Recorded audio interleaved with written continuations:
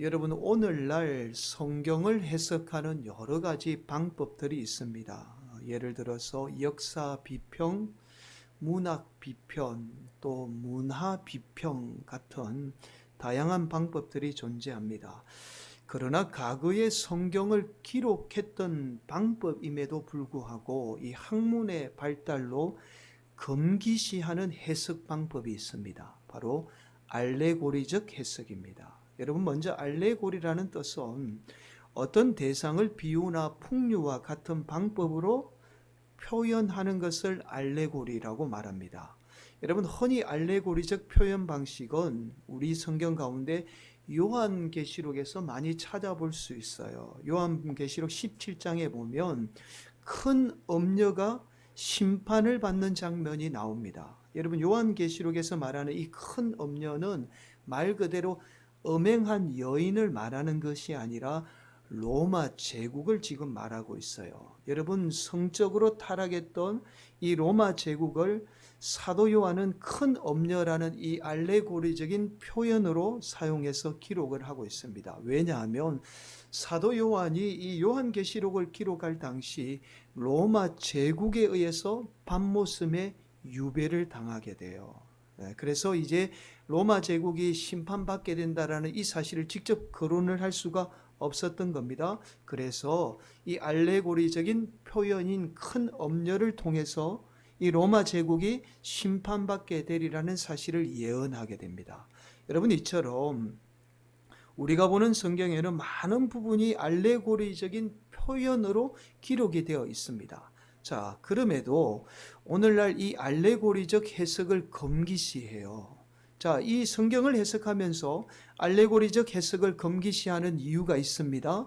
자, 바로 성경을 기록한 이 목적을 제대로 이해하지 못하면 자의적으로 성경을 해석하게 돼요. 자신 마음대로 성경을 해석하게 된다는 위험 요소가 따르게 됩니다. 자, 그래서 이 알레고리적 해석을 금하고 있어요. 또 하나는 바로 과학의 발달의 영향으로 성경 자체를 신학적인 관점에서만 바라보게 돼요. 여러분, 성경의 어떤 문자적인 의미 건너편에 있는 이 하나님의 놀라운 은혜가 있습니다. 그런데 이 은혜를 바라보지 못하게 하는 거죠. 자, 그러나 신학이나 이 알레고리적인 방법으로 기록한 배경을 충분히 이해하게 되면 오히려 성령님을 통해서 성경을 기록한 놀라운 은혜의 세계를 경험하게 돼요. 사랑하는 성도 여러분, 오늘 우리가 함께 나누게 될 하나님의 말씀 또한 바로 이러한 성경 말씀 건너편에 존재하는 하나님의 놀라운 은혜의 말씀입니다. 우리 성도들이 오늘도 우리 주님이 말씀하는 말씀을 통해서 하나님의 놀라운 은혜의 세계를 경험하는 복된 성도들이 되시기를 간절히 축원을 드립니다. 여러분, 오늘 본문의 말씀은 우리가 보는 성경에는 세 개의 이야기로 구분을 하고 있습니다. 자, 그러나 자세히 말씀을 들여다보면 예수님이 하나의 주제에 대해서 말씀하고 있다는 사실을 발견하게 돼요. 여러분, 첫 번째 말씀이죠. 22절에 이렇게 말씀합니다. 예수께서 이르시되 죽은 자들이 그들의 죽은 자들을 장사하게 하고 너는 나를 따르라 하시니라. 첫 번째 말씀은 예수님을 따르는 문제에 대해서 말씀하고 있다는 사실을 발견하게 됩니다. 두 번째 말씀 또한 23절도 이렇게 말씀하죠. 배에 오르심에 제자들이 따랐더니, 자, 두 번째 말씀 또한 예수님을 따르는 문제에 대해서 말씀하고 있다는 사실을 알 수가 있어요. 그런데 세 번째 말씀은 조금은 다르게 말씀합니다. 34절이에요. 온 시내가 예수를 만나려고 나가서 보고 그 지방에서 떠나시기를 간구하더라. 34절은 예수님이 떠나시기를 간구했다라는 말씀입니다. 그러나 이 말씀은 곧 그들이 예수님을 따르지 않았다라는 말씀이죠. 여러분, 결국 오늘 말씀은 예수님을 따르는 문제에 관한 말씀이라는 사실을 알 수 있습니다. 자, 오늘 말씀을 조금 더 자세히 살펴보도록 하겠습니다. 먼저 18절은 이렇게 말씀해요. 예수께서 무리가 자기를 애워싸는 것을 보시고 건너편으로 가기를 명하시니라. 여러분, 우리가 지난 시간에 살펴봤죠. 예수님이 이 불치병을 고치게 돼요. 자, 그러자 사람들이 예수님을 애워싸게 됩니다. 다른 말로 사람들이 예수님을 따르게 돼요. 자, 이 모습을 보고는 당시 서기관도 예수님을 따르게 됩니다. 19절이죠. 한 서기관이 나와서 예수께 아뢰되 선생님이여 어디로 가시든지 저는 따르리이다. 여러분, 서기관은 당시 율법을 가르치던 사람이에요. 자, 그런데 율법의 가르침과 예수님의 가르침은 정반대잖아요. 그런데 예수님을 따르게 됩니다. 이 서기관이 예수님을 따르게 되었던 목적은 단 하나입니다. 앞서서 살펴본 예수님에게 사람들이 많이 몰려드니까 인기 때문에 따르게 된 거예요. 자, 많은 사람이 예수님의 따르는 모습을 보고 이 모습을 보고는 예수님을 따르게 되었던 거죠. 자, 그러나 예수님이 이 따르던 무리에게 건너편으로 건너가자는 말씀을 해요. 자, 여기에서 건너편은 가다라 지방을 말합니다. 여러분, 예수님이 건너편인 이 가다라 지방으로 건너가자는 말씀을 하자 더는 서기관이 예수님을 따르지 않습니다. 제자만 예수님을 따르게 돼요. 자, 그리고 이때 예수님의 제자 하나가 아버지를 장사 지내고 예수님을 따르게 해달라고 간청을 합니다. 여러분, 21절이죠. 그런데 예수님이 21절에 이렇게 말씀해요. 예수께서 이르시되 죽은 자들이 그들의 죽은 자들을 장사하게 하고 너는 나를 따르라 하시니라. 아버지를 장사 지내는 문제보다, 장례를 치르는 문제보다 예수님을 따르는 문제가 더 중요하다라는 말씀입니다. 여러분, 당시 유대인들은 세상의 그 어떤 것보다 부모님의 장례를 소중하게 여겼습니다. 그런데 오늘 말씀에서 예수님은 부모님의 장례보다 예수님을 따르는 문제가 더 중요하다라는 사실을 지금 말씀합니다. 자, 그 이유를 이렇게 말씀하죠. 22절이에요. 우리 함께 봉독합니다. 예수께서 이르시되 죽은 자들이 그들의 죽은 자들을 장사하게 하고 너는 나를 따르라 하시니라. 죽은 자는 죽은 자들을 통해서 예수님이 장사하겠다라는 말씀입니다. 자, 여러분, 그렇게 예수님을 따르던 제자들과 함께 배를 타고 가다라 지방으로 건너가게 돼요. 그런데 예수님과 제자들이 함께 타고 있던 배가 풍랑을 만나게 됩니다. 여러분, 오늘 본문에서 나오는 이 풍랑은 단순한 풍랑이 아니에요. 자, 25절에 보면 이렇게 말씀합니다. 그 제자들이 나와 깨우며 이르되 주여 구원하소서 우리가 죽겠나이다. 여러분, 이 풍랑이 단순한 풍랑이 아니라 죽음의 풍랑이에요. 죽음의 풍랑이 예수님과 제자들이 함께 타고 있던 배를 덮치려고 했던 겁니다. 그러자 제자들은 두려워서 자고 있던 예수님을 깨워서 살려달라고 애원하게 돼요. 죽음이 두려워서 살려달라고 애원하는 이 제자들을 향해서 예수님은 먼저 바람과 바다를 꾸짖으신 것이 아니라 오히려 오늘 말씀을 살펴보게 되면 죽음을 두려워했던 이 믿음 없는 제자들의 모습을 꾸짖고 있어요. 여러분, 26절이죠. 예수께서 이르시되 어찌하여 무서워하느냐 믿음이 작은 자들아 하시고, 자, 그리고 풍랑을 일으킨 이 바람과 바다를 꾸짖게 되죠. 곧 일어나서 바람과 바다를 꾸짖으시니 아주 잔잔하게 되거늘. 그렇게 바람과 바다를 꾸짖어 죽음의 풍랑을 잠잠하게 하신 예수님이 제자들과 함께 건너편인 가다라 지역에 도착하게 됩니다. 그런데 이곳에 큰 문제가 있어요. 바로 귀신이 심하게 들린 두 사람으로 인해서 사람들이 도저히 이곳을 지나갈 수가 없습니다. 자, 28절이죠. 또 예수께서 건너편 가다라 지방에 가심에 귀신 들린 자 둘이 무덤 사이에서 나와 예수를 만나니 그들은 몹시 사나워 아무도 그 길로 지나갈 수 없을 지경이더라.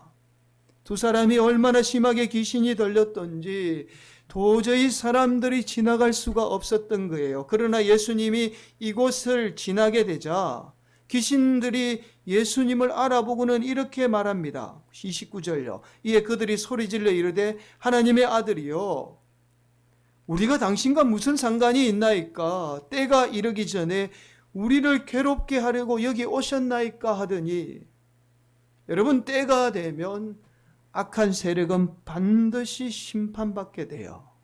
자, 그런데 때가 이르기도 전에 예수님이 오셨다는 사실을 알고는 악한 세력들이 스스로 지금 괴로워하게 돼요. 그러자 귀신들이 이렇게 말합니다. 31절. 귀신들이 예수께 간구하여 이르되 만일 우리를 쫓아내시려면 돼지떼에 들여 보내주소서 하니.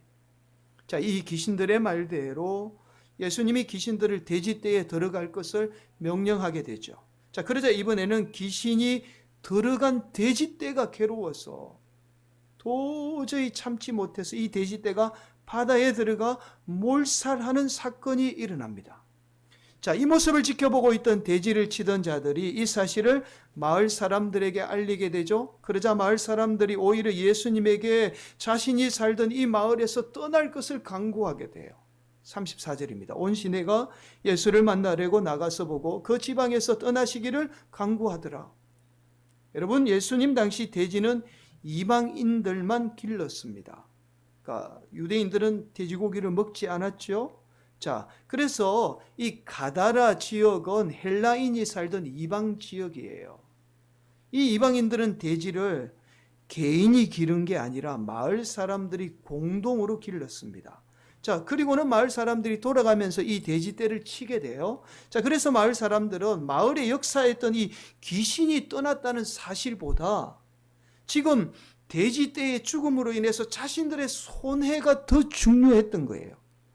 그래서 예수님이 자신들의 마을에 더 있게 되면 더 큰 손해를 입게 될까봐 두려워서 제발 좀 예수님 우리 마을 좀 떠나주세요 라고 그렇게 강구하게 되었던 거예요. 여러분, 결국 이 가다라 사람들은 직접적으로 귀신이 들어서 귀신의 영향을 받지는 않았지만 지금 물질로 인해서 간접적으로 귀신의 영향 아래에 있다라는 사실을 알 수가 있습니다. 여러분, 사실 오늘 본문 22절이에요. 22절에 이렇게 말씀하잖아요. 죽은 자들이 그들의 죽은 자들을 장사하게 하고 너는 나를 따르라 하시니라. 자, 이 말씀 때문에 우리가 앞서서 살펴봤죠. 부모님의 장례보다 예수님을 따르는 문제가 더 중요하다라는 이 말씀이 우리가 조금 예수님의 말씀이 이해가 되지 않아요. 부모님의 장례 치르고 예수님 따르면 되는데 장례보다 예수님을 따르는 문제가 더 중요하다라고 말씀하시니 우리의 상식으로는 좀 이해가 안 됩니다. 그런데 죽은 자들이 죽은 자를 장사한다는 말씀은 더 이해가 안 되는 말씀이에요. 자, 그래서 이 말씀 때문에 이 말씀을 해석하기 위해서 무려 8가지의 해석이 난무해요. 이래서 이렇게 말씀했을 것이다 라고 여러 가지 해석이 난무합니다. 대표적인 경우를 좀 살펴보면 번역상의 오류에 대한 문제일 것이다 라고 말해요. 여러분, 원래 성경의 텍스트, 예수님은 아람어를 사용했죠. 아람어의 성경을 헬라어로 지금 기록을 한 거예요. 자, 헬라어로 기록하면서 번역 과정에서 오류가 발생했다라고 보는 겁니다. 왜냐하면 이 아람어의 경우에는 죽은 자라는 말과 망설이다, 망설이는 자라는 말이 단어가 아주 비슷해요. 그래서 원래는 망설이는 자들, 예수님을 따르기를 망설이는 자들이 그들의 죽은 자를 장사하게 하고 너는 나를 따르라 라는 말씀인데 잘못 번역이 되었다는 겁니다. 그런데 성경 필사를 하면서 성경은 거의 오류가 없어요. 이런 잘못을 범하지 않습니다. 자, 여러분, 이러한 여러 가지 해석을 낳게 된 원인이 바로 오늘 본문의 말씀을 신학적인 관점에서만 바라보기 때문에 그래요. 여러분, 신학도 엄밀하게 말씀을 드리면 사람의 이성을 바탕으로 한 학문을 신학이라고 말해요. 자, 신학이 우리 신앙을 바른 길로 인도하는 아주 중요한 길잡이 역할을 합니다.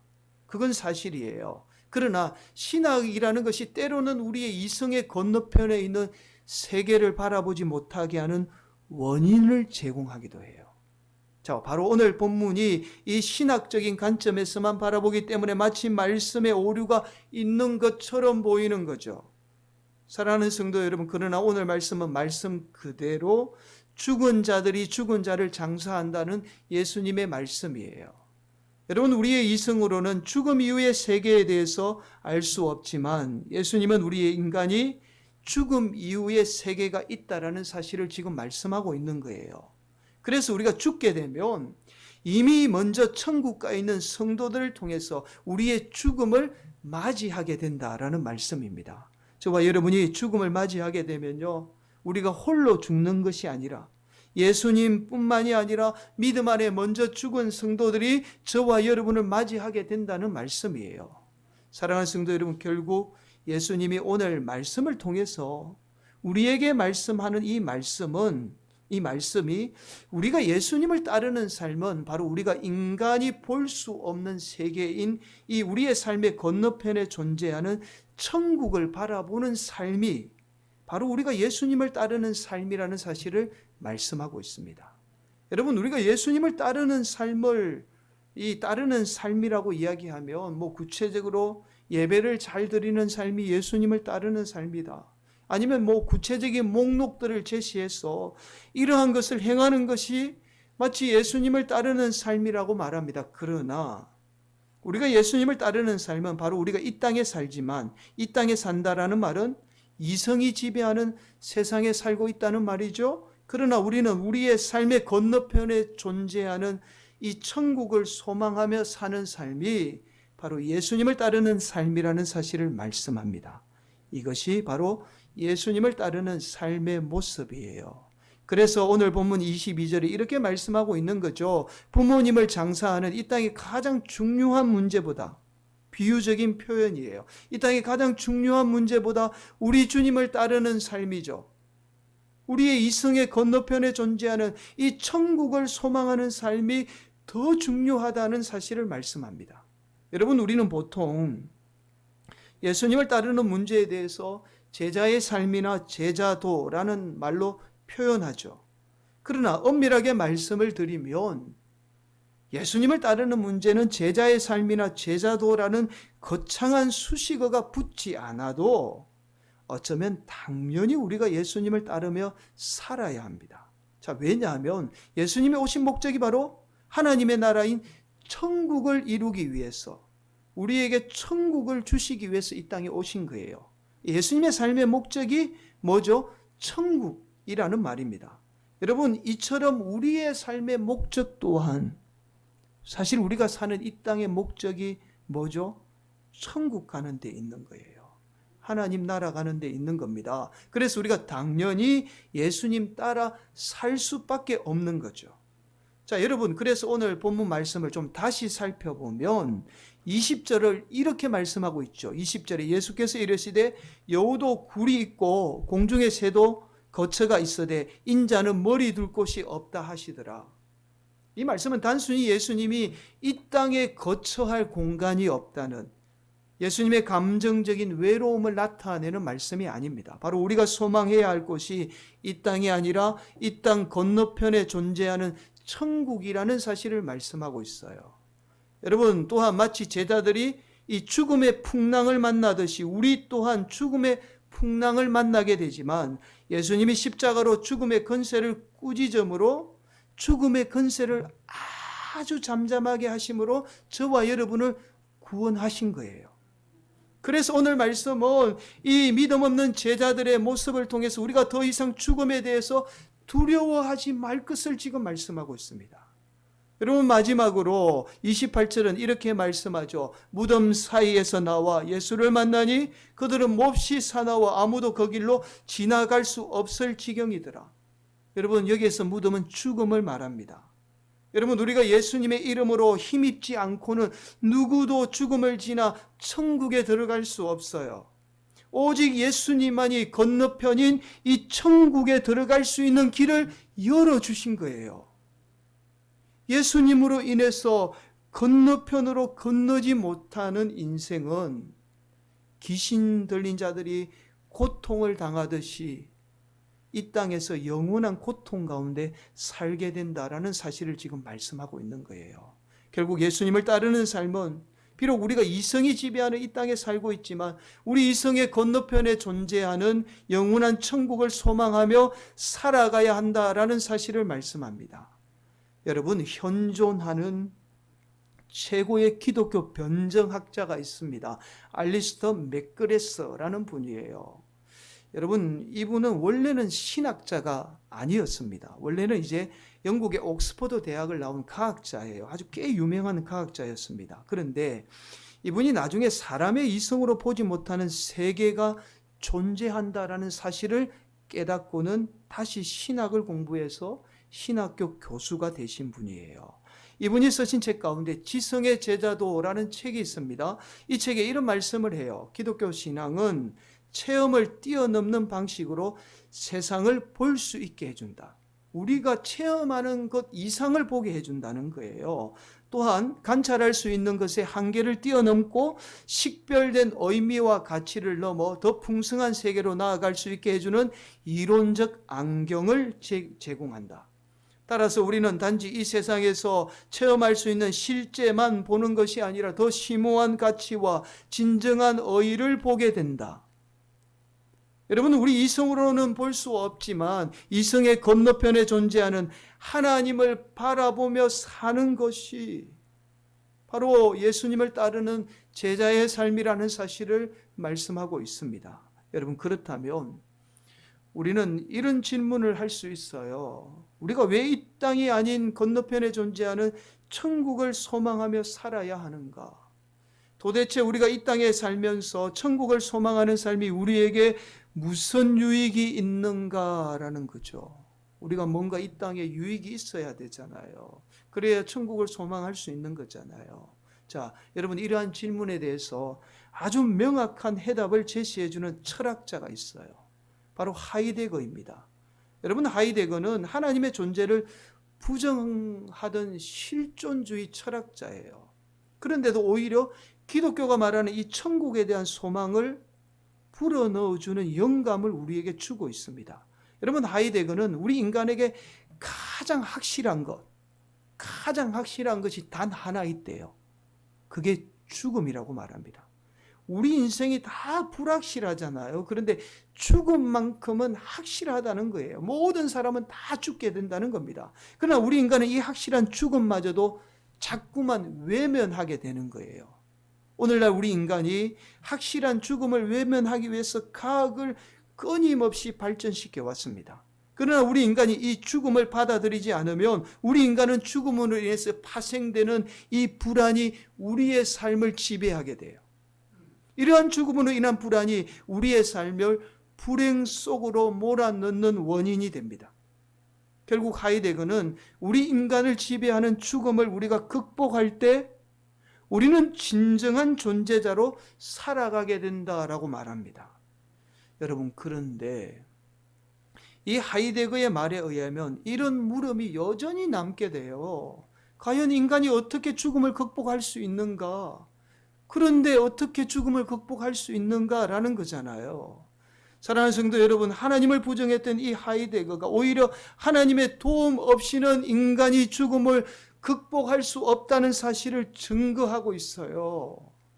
결국 오늘 말씀처럼 우리가 우리의 이성의 건너편에 존재하는 이 천국을 소망하지 않으면 우리는 악한 세력의 영향 아래에서 보이는 것만 보고 보이는 것에 의해서 살아가게 됩니다.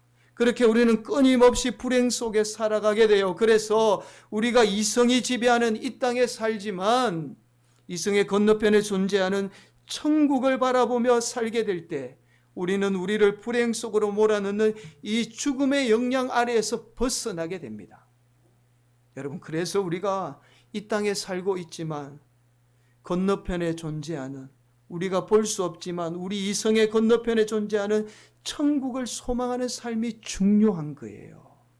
사랑하는 성도 여러분, 지금은 코로나 사태를 통해서, 이 코로나 사태를 통해서 하나님이 우리에게 들려주시는 음성을 들을 수 있어야 합니다. 여러분, 지금 우리가 코로나 사태를 겪으면서 우리는 단순히 고통을 떠나서 그동안 인간이 신봉해 왔어요. 과학을 신봉해 온 거예요. 과학을 마치 신처럼, 우상처럼 섬겨온 거예요. 인간의 모든 문제를 해결해 주게 되리라는 믿음을 가지고 있었던 겁니다. 눈에 보이는 것만 믿어왔던 가학이 얼마나 잘못되었다는 이 사실을 그대로 지금 보여주고 있는 거예요. 하나님이 우리에게. 가학은 철저하게 눈에 보이는 것만 믿게 하는데 목적이 있습니다. 이것을 이성이라고 말해요. 이성으로 판단하고 그 이성으로 이해되는 것만 믿는 것이 바로 가학입니다. 그러나 지금 우리는 코로나 사태를 통해서 가학이 말하는 이성이 얼마나 무능하며 독감 바이러스 하나도 해결하지 못하는 얼마나 무능하며 또한 인간이 발전시킨 이 가학이 오히려 인간을 고통 가운데 몰아넣고 있다는 사실을 깨달아야 해요. 이 하나님의 음성을 우리 성도들이 들을 줄 알아야 합니다. 사랑하는 성도 여러분, 간혹 목회를 하다가 보면 도저히 이성으로 설명이 안 되는 일들을 경험할 때가 있어요. 지난 화요일입니다. 그동안 우리와 함께 신앙생활했던 박경희 집사님이 하나님의 부르심을 받고 우리 곁을 떠나 하나님의 곁인 천국에 갔습니다. 몇 개월 동안 암 투병 중에 매주 화요일 전화를 드려서 어김없이 함께 기도를 드렸어요. 그리고 2주 전에 암이 이제 머리로 전이가 되면서 안면 마비 증상이 오면서 매일같이 전화를 드려서 함께 기도를 드렸습니다. 그러기를 며칠이 채 지나기도 전에 의식을 잊고는 하나님의 부르심을 받았습니다. 지난 화요일에 이 박경희 집사님의 소식을 남편분으로 전해 듣고는 말할 수 없는 슬픔과 아픔이 몰려왔어요. 또한 왜 목회자로서 더 건면하지 못했을까? 라는 저를 향한 자책감이 몰려왔습니다. 박경희 집사님의 죽음이 저의 부족함 때문이라는 생각마저도 들었습니다. 그렇게 힘들게 화요일을 보내고 다음날 아침에 혼자 방에 있는데 자꾸만 저의 곁에 누군가 함께 있다는 느낌이 드는 거예요. 여러분, 도저히 말로 표현할 수 없는 느낌이 들었습니다. 그래서 거실로 나와서 박경희 집사님을 위해서 좀 예배를 드리고 기도를 드려야 되겠다라는 생각에 거실에 나와서 박경희 집사님을 위해서 찬양하며 기도를 드렸습니다. 또한 이제 죽은 영혼이 주님 품에 평안히 안기기를 바라는 이 포레의 레퀴엠을 틀어놓고 한참을 침묵 속에 기도를 드렸어요. 그런데 저의 마음속에 계속해서 보이는 박경희 집사님의 모습이 있었습니다. 바로 성윤이를 걱정하는 이 박경희 집사님의 모습이었어요. 그래서 제가 이런 기도를 드렸습니다. 집사님, 성윤이 제가 어떻게 하든지 제 아들처럼 최선을 다해서 제가 돌보겠습니다. 그러니 걱정하지 말고 우리 주님의 품인 천국에 평안히 가세요. 이 기도가 끝이 나자마자 박경희 집사님이 우리 주님 곁에서 환하게 웃고 있는 모습을 보여주셨습니다. 제가 박경희 집사님의 생전에 볼 수 없었던 이 환한 미소를 보는 순간 그동안 제 마음을 짓누르고 있던 자책감도 함께 한순간에 사라지는 경험을 하게 되었어요. 여러분, 아마도 제가 이 말씀을 드리면 대부분 분들은 말도 안 되는 소리다, 아니면 제 마음의 죄책감으로 인해서 오는 착각의 현상이다라고 치부할 겁니다. 그러나 저는 확신합니다. 집사님이 마지막으로 성윤이를 부탁하기 위해서 저를 찾아오셨고 또한 저에게 천국에 계시는 모습을 보여주며 저를 위로하기 위해서 찾아오셨다는 사실을 저는 확신합니다. 사랑하는 성도 여러분, 우리 예수님이 이 땅에 소망을 두지 않고 저와 여러분의 영원한 아버지인 하나님이 계신 천국에 소망을 두고 사셨던 것처럼 저와 여러분 또한 이성의 건너편에 존재하는 영원한 천국을 소망하며 사는 복된 성도들이 되시기를 간절히 바랍니다. 오늘도 우리 성도들이 이 땅에 소망을 두는 인생이 아니라 우리의 이성의 건너편에 존재하는 영원한 천국을 소망함으로 이 땅 가운데도 진정한 기쁨과 평안을 누리는 복된 성도들이 되시기를 예수님의 이름으로 간절히 축원을 드리겠습니다.